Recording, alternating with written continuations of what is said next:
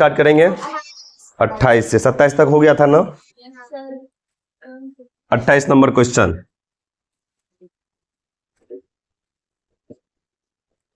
Question कहता है अंक 1, 0, 5 तथा 7 का प्रयोग कर 4 अंकों की सबसे बड़ी संख्या बताए। क्वेश्चन क्या है 1, 0, 1, 0, 5, 7 का प्रयोग करके 4 अंकों की सबसे बड़ी संख्या बताना है। तो इसमें सबसे बड़ी संख्या बताने के लिए बताइए सबसे बड़ी अंक कौन है? 7 है। तो सिंपल है, पहले 7 लिखेंगे, फिर 5, फिर 1, फिर 0, बस यही बनाना था। ऑप्शन बोलिए कितना? 3 नंबर। ठीक है, चलिए क्वेश्चन नंबर 29 देखिएगा। निम्नलिखित में से सबसे छोटी संख्या कौन सी है? ठीक है, तो ऑप्शन बेस्ड क्वेश्चन है, इसको देखते हैं। क्वेश्चन नंबर 29, पहला ऑप्शन क्या है? 3, 3, ऐसे बोलिए 3, 3 क्या है? 1 बोलिए। ठीक है, 3, 3, 7, 1, 9। दूसरा बोलिए 7, 1, 9, 3, 3, 9, 1, 3, 3, 7, और चौथा 3, 7, 1, 9, 3। ये ऑप्शन है। अब देखिए सबसे पहले इसमें क्या दिखाना है? सबसे छोटी संख्या। क्या दिखाना है? सबसे छोटी संख्या। तो अब आपको सबसे छोटी संख्या दिखाने के लिए पहले क्या कीजिए, इसमें डिजिट देख लीजिए, चार ऑप्शन में कितना कितना का है। ठीक है ना, इसमें कितना डिजिट है? 5, इसमें भी 5, इसमें भी 5, इसमें भी 5। अब यानी कि डिजिट तो सम सेम में है। ठीक है ना, तो अब सबसे हाईएस्ट स्थान को देखते हैं। मतलब ये क्या है? इकाई, दहाई, सैकड़ा, हजार, 10,000। तो सबसे बड़ा क्या है? 10,000। ठीक है, तो 10,000 के स्थान पे देखिए सबसे छोटा अंक कौन कौन किस किस में है? यहाँ देखिए 3 है, यहाँ है ना 3। 10,000 के स्थान पे 3 है, यहाँ 7 है, यहाँ 9 है, यहाँ 3 है। तो सबसे छोटा, क्योंकि सबसे छोटी संख्या खोजनी है, तो हम सबसे छोटा अंक देखेंगे 10,000 के स्थान पे, यहाँ पे। ठीक है, सबसे आगे सबसे छोटा होना चाहिए। ठीक है, तो यहां पे क्या हो जाएगा? कौन कौन सा होगा बताइए ऑप्शन? 1 में और 4 में, मतलब ये खत्म, ये खत्म। कोई दिक्कत आया समझ में? अब यहां पे देखिए, यहां पे 3 और 3 सेम है। 3 और 3 क्या है? सेम है। अब क्या करेंगे, ये 10,000 के स्थान पे, अब 1000 के स्थान पे देखिए यहाँ क्या है? 3 है, और यहाँ क्या है? 7 है। तो छोटा कौन है 3 और 7 में? 3 है ना, तो सबसे छोटी संख्या क्या हो जाएगी? ये 3, 3, 7, 1, 9। ऐसा समझे? इस तरीका से आप खोजिएगा तो मिस्टेक नहीं होगा। सबसे पहले आपको डिजिट देख लेना है, जो कौन सा अंक सबसे मतलब सेम है कि नहीं है। सेम 1 है। ठीक है, और उसके बाद आपको देखना है जो क्या बोलता है, सब 10,000 की जो सबसे बड़ी संख्या होगी, सबसे बड़ा स्थान पे, पहला स्थान पे क्या है? सबसे छोटा है। अगर इसी की जगह आपको बोलता जो सबसे बड़ी संख्या क्या होगी, तो क्या बोलते हैं? क्या हो जाएगा? 3 नंबर। क्यों? क्योंकि 10,000 के स्थान पे क्या है? 9 है। कोई दिक्कत? तो इसका ऑप्शन क्या हो जाएगा? 1 नंबर। कोई दिक्कत? चलिए, तो अब कहता है क्वेश्चन नंबर 30। क्वेश्चन नंबर 30 क्या कहता है? 3, 4, 5 से बनी 3 अंकों की सबसे बड़ी तथा सबसे छोटी संख्या का अंतर क्या होगा? चलिए, इस 30 नंबर के क्वेश्चन को सेम एज है क्वेश्चन नंबर 13। तो same as question number 13, same as question number 13 same है, सिंपल है। जिससे 13 में क्वेश्चन है, सेम का सेम क्वेश्चन उतारा। 3, 4 से 5 से बनने वाली सबसे बड़ी तथा सबसे छोटी संख्या का अंतर पूछ रहा है। तो एक बार हम क्विक में बना देते हैं, वैसे तो इसमें बना चुके हैं, एक बार फिर से बना देते हैं। 3 अंक 4, 5 से बनने वाली, 3 हुआ, 4 हुआ और 5 हुआ। इससे सबसे बड़ी संख्या क्या बनेगी? 5, 4, 3। और सबसे छोटी संख्या क्या बनेगी? 3, 4, 5। कोई दिक्कत? अब इसको घटा देंगे। अंतर का मतलब क्या होता है? घटाओ। 13 में से 5 गया तो 8, 13 में से 4 गया तो 9, 4 में से गया तो 1, 198 क्या हो गया मेरा आंसर? कोई दिक्कत? समझ में आया? चलिए, ऑप्शन क्या हो जाएगा इसका? 1 नंबर। इसका ऑप्शन क्या हो जाएगा? 1 नंबर। ये लीजिए। चलिए, तो अब है क्वेश्चन नंबर 31। इसको साफ करते हैं। समझ में आ गया ना इसको?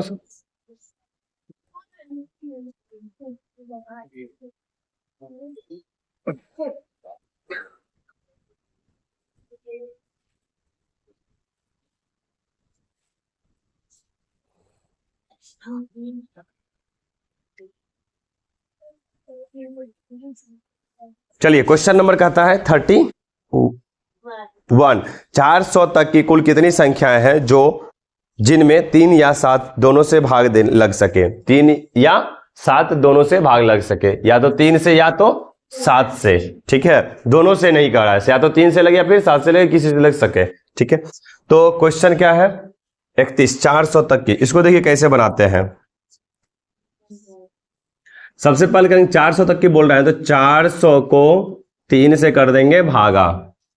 ठीक है, प्लस 400 को 7 से कर देंगे भागा। 400/7 और 3 या 7 दोनों से करते यहां लगाएंगे माइनस 400 गुना 3 गुना 7। ऐसे सॉल्व करेंगे इस क्वेश्चन को।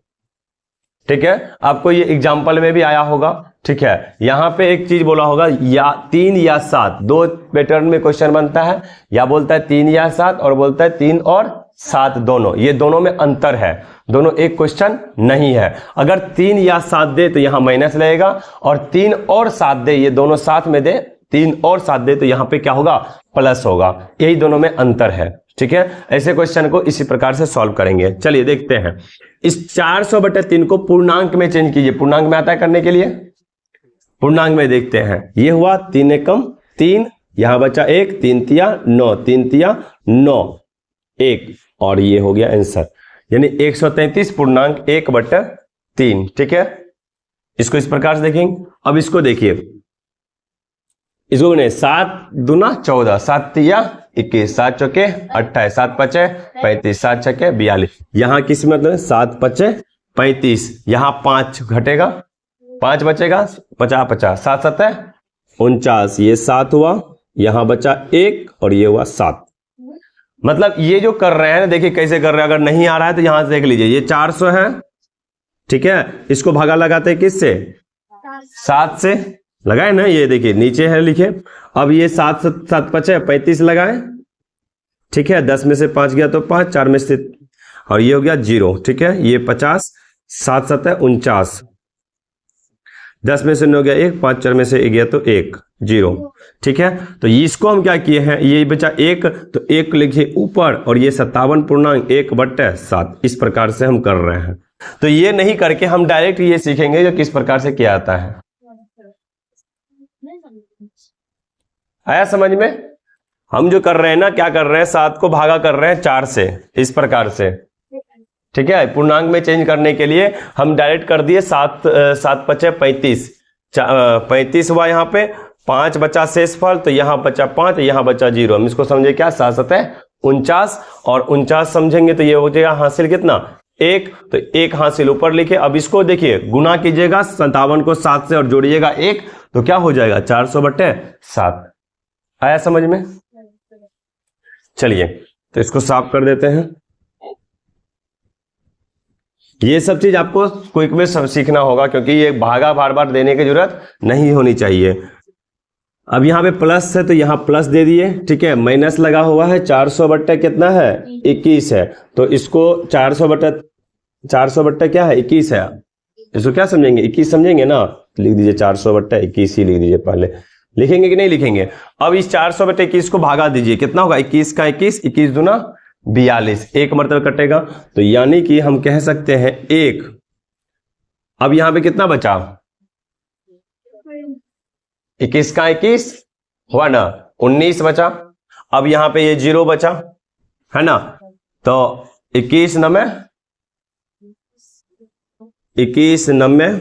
9 का 9 9 दूना 18, 189, 189, यानी कि 9, यानी हासिल कितना बचा 1, 21, यानी 19 पूर्णांक 1 क्या हो जाएगा 21। इस प्रकार से ये समझ में आया कैसे किए? देखिए इधर ये 21 था, 21 को क्या किए 400 से क्या किए भागा दे देते हैं, 1 मरतबा लगेगा, ये हुआ 21, ये 10 में से गया तो 9, और ये 3 में से 2 गया तो 1, हासिल बचा 1, ये 0 उठाए, 21 9 189, ये 1 बचा, और ये 9 में से 8 में से 8 गया 0, ये 0, तो यहां जो शेषफल बचा उसी को लिखे ऊपर, और ये लिखे इसको लिखे नीचे, 19 पूर्णांक 1/21, वही चीज लिखे यहाँ पे, है ना।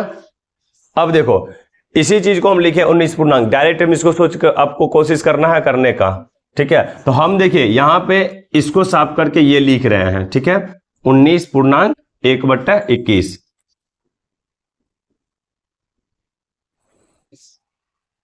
आया समझ में, ठीक है।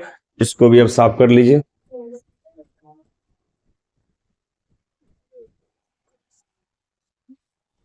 अब सुनिए आगे क्या करना है, इसका जो पूर्णांक में किया हुआ है इसको, ये जो पूर्णांक किया हुआ है, ये जो पूर्णांक किया हुआ है इसको निकाल लेंगे इससे। ये हो जाएगा 133 प्लस 57 माइनस 19। अभी दोनों को जोड़ लीजिए, 133 में 57 जोड़ेंगे तो कितना होगा, 5 7 7 3 10, 5 3 8 1 9 और 190। 190 में 19 घटाइए, 10 में से 9 गया तो 1 और 8 में से गया तो 7, ये हो गया 171। तो हमारा फाइनल आंसर कितना होगा, 171, ठीक है। 133 में 57 जोड़ेंगे कितना होगा, 133 में 57 जोड़ेंगे कितना होगा, 190 में से 19 घटाएंगे कितना होगा, 171। ये हो गया हमारा आंसर। ऑप्शन कितना है, ऑप्शन 2 नंबर, ठीक है।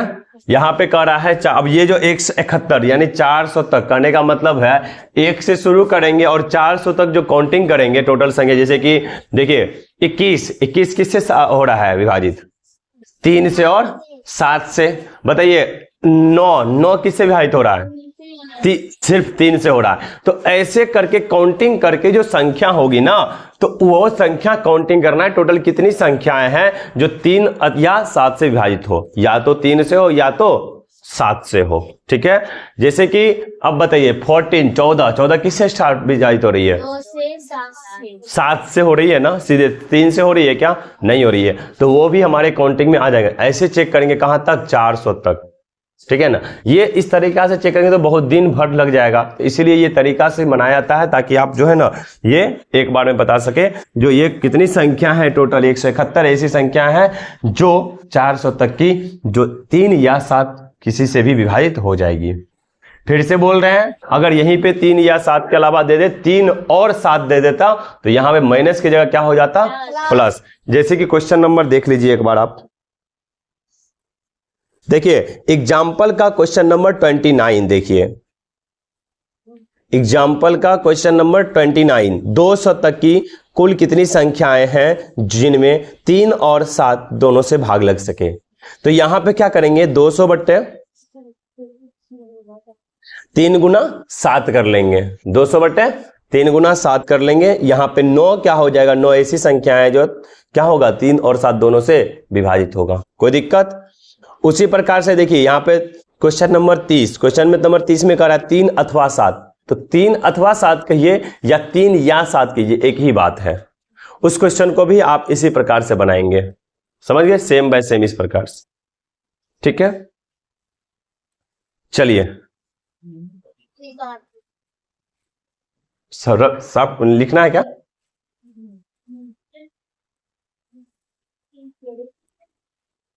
लिख लीजिए आप। क्वेश्चन नंबर अब क्या होगा, 32, ध्यान दीजिएगा। क्वेश्चन कहता है 2 लगातार संख्याओं का योगफल क्या है, 45 है। अगर एक संख्या 22 हो तो दूसरी संख्या क्या होगी, यही है ना। 2 लगातार संख्याओं का योगफल क्या है, 32 है, ठीक है। तो क्वेश्चन नंबर क्या है, 32, 45 है ना। क्वेश्चन नंबर 32, 2 लगातार संख्याओं का योगफल क्या है, इधर ध्यान दो, 2 लगातार संख्या का योगफल क्या है, 45 है। तो मान लेते हैं 2 संख्या को, पहला को x मान लेते हैं और दूसरा को y मान लेते हैं। x प्लस वाई बराबर क्या हो जाएगा, 45। कह रहा है ना 2 लगातार संख्याओं का योगफल क्या है, 45 है, 45 है। तो क्या अगर एक संख्या कितनी है, 22, तो एक संख्या क्या हो गया, x को 22 मानेंगे, ठीक है, x को 22 मान लेते हैं, ठीक है। तो y क्या हो जाएगा, यही पूछ रहा है ना, ये हो गया 45। क्वेश्चन को समझो, कह रहा है 2 लगातार संख्याओं का योगफल 45 है। अगर पूछा 2 लगातार संख्या का योगफल जो है 15 है, तो एक संख्या 3 होगा तो दूसरा संख्या क्या होगा? 15, 12 हो जाएगा। 12 प्लस 3 क्या हो जाएगा? 15। तो हम इसी में से इस संख्या को x मान ले लिए हैं और इसको y मान लिए हैं। x प्लस वाई बराबर क्या हो जाएगा? 15। एक संख्या दिया हुआ है 3, तो दूसरा संख्या नहीं निकाल लेंगे? उसी प्रकार से इस क्वेश्चन को बना रहे हैं। कह रहा है दो लगातार संख्याओं का योगफल क्या है? 45 है। तो मान लिए पहला संख्या x, दूसरा संख्या y, ठीक है, और दो लगातार संख्या का योगफल क्या हो गया? 45। यहाँ पे x का मान कितना दिए? 22। एक संख्या बोल रहा है ना 22 है, तो दूसरा संख्या निकालना है। अब याद कीजिए, आपको बताए थे ना x मतलब इस प्रकार से निकालने के लिए क्वाड्रेटिक इक्वेशन सिखाए थे आपको, ठीक है, वह यहाँ पे काम आएगा। ठीक है, तो यहाँ देखिए ये y है, y बराबर क्या हो जाएगा? LHS में है क्या है? 22 है, उधर जाएगा तो क्या हो जाएगा? RHS में, यानी 45 माइनस क्या हो जाएगा? 22। अब यहाँ पे y बराबर क्या हो जाएगा? 3, और ये 4 में दिया तो 2, यानी कि दूसरी संख्या क्या हो जाएगी? 23। ऑप्शन क्या होगा? 3 नंबर। वेरी गुड, ऑप्शन क्या हो जाएगा? 3 नंबर। ठीक है, चलिए अब क्वेश्चन है 33। क्वेश्चन 33 में कह रहा है दो लगातार विषम संख्याओं का योग क्या है? 76 है, तो बड़ी संख्या होगी। 33 में देखिएगा, क्वेश्चन नंबर है 33। यहां देखिए दो लगातार विषम संख्याओं का योगफल क्या है? 76 है ना, तो कह रहा है क्या? बड़ी संख्या ज्ञात करें, मतलब उस दो लगातार विषम संख्या में जो बड़ी संख्या है उसको ज्ञात करना है। तो ये क्वेश्चन जो है ऑप्शन बेस्ड है, मतलब ऑप्शन के अनुसार से हम चेक करते हैं। पहला ऑप्शन में क्या दिया हुआ है? पहला ऑप्शन में क्या है? 37 दिया हुआ है। ठीक है, पहला ऑप्शन क्या है? 37। दूसरा में 39, तीसरा में 41, चौथा में 43। कोई दिक्कत? अब यहां देखिए, यहाँ पे 37 में क्या जोड़ेंगे? 39 जोड़ देते हैं, तो कितना होगा? देखिए हम क्यों जोड़ रहे हैं 39, इधर देखिए दो लगातार विषम संख्या बोल रहा है ना, तो 37 के बाद विषम संख्या क्या होगा? 39 होगा। तो यहां पे दोनों को जोड़ देते हैं और हम चेक करते हैं जो 76 आता है कि नहीं आता है। ठीक है, हम चेक करेंगे 76 आता है कि नहीं आता है। 9 7 16 और 3 3 6 1 7, 76 आया ना? आया ना? तो अब बताइए 37 और 39 क्या लगातार विषम संख्या है? है क्या? इसमें से बड़ी संख्या क्या होगी? बड़ी संख्या क्या होगी? 39, मतलब 39 होगी। 37 और 39 में बड़ी संख्या क्या होगी? 39 होगा। और यही पूछ रहा था मेरा, बड़ी संख्या कौन होगी? 39। तो ऑप्शन क्या हो जाएगा? 2 नंबर। 2 नंबर नहीं हो जाएगा? 2 नंबर, क्योंकि बड़ी संख्या पूछ रहा है। चलिए हमको तो लग गया ये क्या हो गया? बड़ी संख्या। ठीक है, हम एक बार और दूसरा ऑप्शन भी चेक करते हैं जो उसमें जोड़ करके 76 पूर्ति है या नहीं होती है। ठीक है, तो यहां देखिए ये 39 के बाद का विषम संख्या क्या होगा? कितना? 41। तो 41 में जोड़ेंगे तो कितना होगा? 9 1 10 4 3 7, 70। कभी है 76 नहीं पुराना? उसी प्रकार से इसमें भी बढ़ेंगे तो और आगे बढ़ते चला जाएगा। 41 के बाद क्या होगा? 43, 3 1 4 और 4 4 8, 84 हो गया। 43 के बाद क्या होगा? 45, 5 3 8 4 4 8, यानी 88 हो गया। 76 किसमें पूरा? इसमें पूरा है ना। लगातार विषम संख्या भी है और सबसे बड़ी संख्या 37 और 39 में कौन हो जाएगा? 39। तो यहां पे हमारा ऑप्शन क्या हो जाएगा? 39। कोई दिक्कत? Option number 2। चलिए